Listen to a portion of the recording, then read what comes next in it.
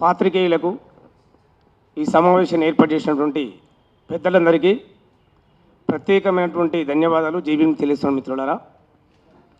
ఈరోజు తెలంగాణ రాష్ట్రంలో మాలల్లో అన్ని రంగాల్లో కూడా వెనుకబడ్డ విషయము మన ముఖ్యమంత్రి రేవంత్ రెడ్డి గారికి తెలుసు.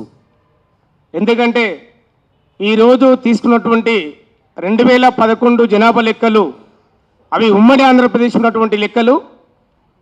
మరి ఆంధ్రప్రదేశ్లో ఉన్నటువంటి మాలమాదిగలు తెలంగాణలో ఉన్నటువంటి మాలమాదిగల ఉద్యోగాలను దూసుకుపోవడం జరిగింది. మరి ఆ విషయాన్ని ఇక్కడ తీసుకొచ్చేసి మాలలను మరీ అణచివేతకు గురి చేస్తున్నటువంటి రేవంత్ రెడ్డి గారి యొక్క ఆలోచన విధానాలను విరమించుకోవాలని చెప్పేసి ఈ సందర్భంగా మేము డిమాండ్ చేస్తూ ఉన్నాం.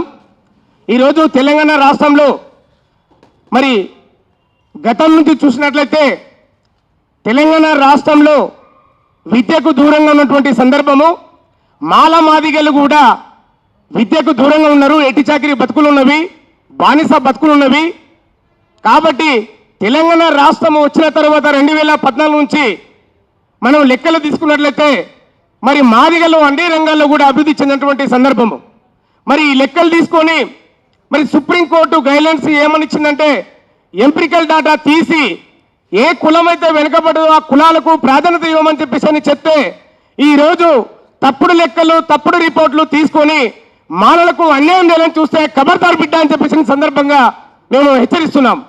ఎందుకంటే మరి మాలల్లో నమ్ముకుంటే మరి మాట తప్పని మడమని తిప్పని మనుషులు మాలలు మాటకు కట్టుబడి ఉంటారు. ఈరోజు తెలంగాణ రాష్ట్రంలో కాంగ్రెస్ ప్రభుత్వాన్ని అధికారంలోకి తీసుకురావడానికి ఎంతో కృషి చేసినటువంటి సందర్భము మనకు తెలుసు. మరి ఈరోజు మాలలను అణచివేయడానికి మరి చేస్తున్నటువంటి కుట్రలో భాగంగానే ఈ వర్గీకరణ చేసిన సందర్భం అని చెప్పేసి ఈ సందర్భంగా నేను గుర్తు చేస్తూ ఉన్నాను. కాబట్టి మాలలకు జరిగిన అన్యాయము మరి ఏ కులాలకు కూడా జరగొద్దు.